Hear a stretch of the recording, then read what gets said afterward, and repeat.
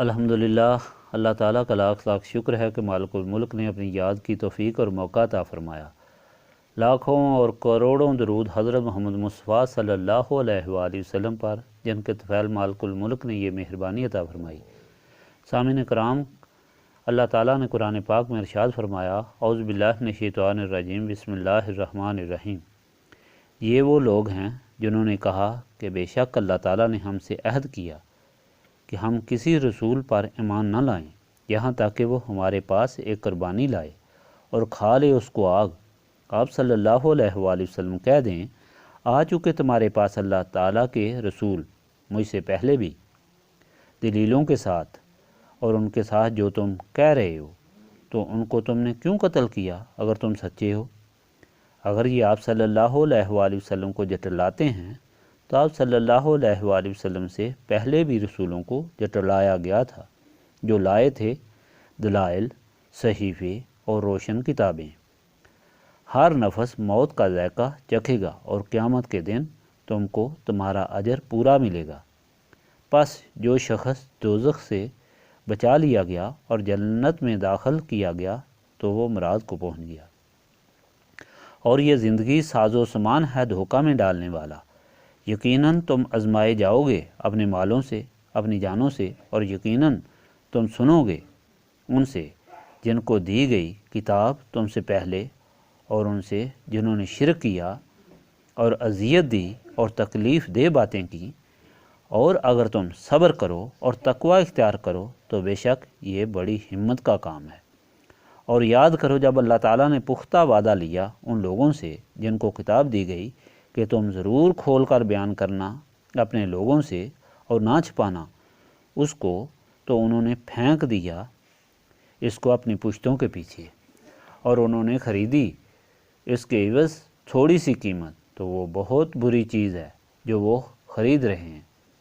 ہرگز آپ یہ خیال نہ کریں کہ جو لوگ خوش ہوتے ہیں اپنی کارستانیوں پر اور پسند کرتے ہیں کہ ان کی تعریف کی جائے ایسے کاموں سے جو انہوں نے کیے ہی نہیں، تو ان کے متعلق یہ گمان نہ کرو کہ وہ آرام میں ہیں عذاب سے، ان کے لیے دردناک عذاب ہے، اور اللہ تعالیٰ کے لیے بادشاہت ہے زمین و آسمان کی، اور اللہ تعالیٰ ہر چیز پر قادر ہے۔ پچھلی مرتبہ آپ نے منکرین کی لا یعنی باتوں کے متعلق جوابات سنے تھے، جس کا خلاصہ یہ ہے کہ منکرین دولت، جاہو، زور کے سبب اپنے آپ کو کامیاب اور اللہ تعالیٰ کے قریب سمجھتے ہیں۔ دراصل ان کی یہ دولت اللہ تعالیٰ کی ناراضگی کی وجہ سے ہے تاکہ ان کو زیادہ سے زیادہ عذاب دیا جائے۔ منکرین مال میں بخل کر کے خوش ہوتے ہیں کہ انہوں نے مال بچایا اور اچھا کیا۔ یہ سب شیطان کی وجہ سے ہے۔ یہ مال ان کے لیے برا ثابت ہوگا۔ قیامت کے دن ان کی گردنوں میں توق ڈالا جائے گا۔ ہر چیز کا مالک اللہ تعالیٰ ہے، وہ فقیر مفلس نہیں بلکہ وہ غنی مغنی ہے، عطا کرنے والا ہے۔ انسان ایک تمام مخلوق ہے اور اسے خرچ کرنے کا حکم اس لیے دیا گیا ہے کہ وہ اس عمل سے اپنے خلوص ایمان کا اظہار کر کے مالک کی مہربانی کا حقدار بنے۔ ان لوگوں کے اس خیال کو بھی جھٹلایا گیا کہ رسولوں کو غیب کا کوئی علم نہیں۔ اللہ تعالیٰ فرماتا ہے کہ جن کو وہ اپنا رسول چن لیتا ہے ان کو غیب کا علم دیتا ہے کہ ان کے فرائض کی ادائیگی میں اس کی ضرورت ہوتی ہے۔ اس لیے گزشتہ رسولوں نے فرمایا کہ وہ بات جانتے ہیں جو باقی نہیں جانتے، اور نبی پاک صلی اللہ علیہ وآلہ وسلم نے فرمایا کہ آپ صلی اللہ علیہ وآلہ وسلم کو اول سے آخر تک ہر چیز کا علم دے دیا گیا۔ اللہ تعالیٰ کے اس فرمان اور رسول پاک صلی اللہ علیہ وآلہ وسلم کے فرمان سے ثابت ہو گیا کہ اللہ تعالیٰ جس کو چاہتا ہے غیب کا علم عطا فرماتا ہے، اور یہ شرک نہیں۔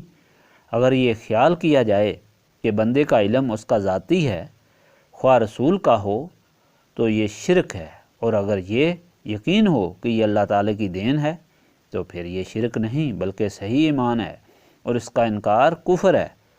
غرض اس فرمان میں اللہ تعالیٰ نے اپنے بندوں کی ہدایت کے لیے سارے شبہات کو دور فرمایا اور منکرین کے دعووں کو جٹلایا۔ آج کا فرمان الہی بھی انہی شیطان گرفتہ لوگوں کے متعلق ہے جن کے دل و دماغ پر شیطان نے قبضہ کر رکھا تھا اور وہ الٹی سیدھی باتیں کرتے تھے۔ کبھی یہ کہتے کہ ہم سے اللہ تعالیٰ نے عہد لیا تو رات میں کہ جب تک رسول کی قربانی کو آگ نہ کھا جائے اس پر ایمان نہ لانا، تو حکم ہوا کہ یہ بھی غلط کہتے ہیں۔ تو رات میں اس قسم کی کوئی چیز تحریر نہیں، البتہ یہ اس وقت معجزات میں تھا کہ قربانی کو باہر رکھ دیا جاتا جیسے آسمان سے آگ آ کر جلا دیتی، مگر یہ نہیں ہے کہ جس کو آگ نہ جلائے اسے قبول نہ کیا جائے۔ حضور پاک صلی اللہ علیہ وآلہ وسلم کے وقت بلکہ اور پیغمبروں کے وقت بھی اللہ تعالیٰ کی رضا کے لیے خیرات کر دینا ہی قبولیت خیال کیا جاتا تھا۔ اللہ تعالیٰ فرماتا ہے کہ یہ جھوٹے ہیں، یہ تو ہمیشہ اللہ تعالیٰ اور اس کے رسولوں کے دشمن رہے کہ انہوں نے تو اپنے رسولوں کو بھی قتل کیا جن کی قربانی جل جاتی تھی، مثلا حضرت یحییٰ علیہ السلام، حضرت زکریا علیہ السلام اور دوسرے کئی انبیاء۔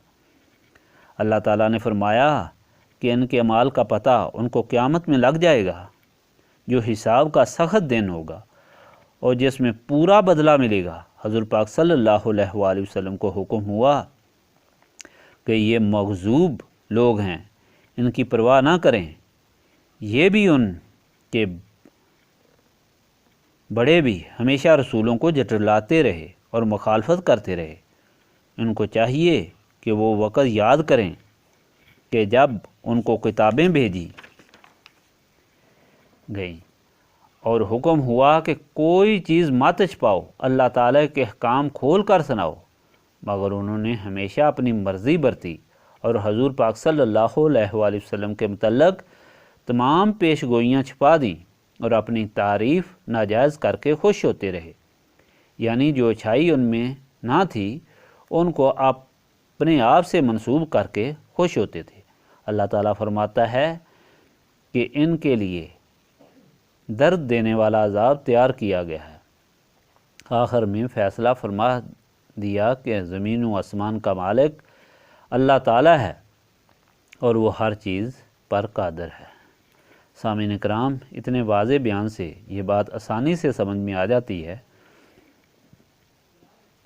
کہ اللہ تعالیٰ نے اپنے قرب کا ذریعہ جنت حاصل کرنے کا نسبت رسولی صلی اللہ علیہ وآلہ وسلم کے بغیر نہ اللہ تعالیٰ کا قرب حاصل ہو سکتا ہے نہ کامیابی حاصل ہو سکتی ہے۔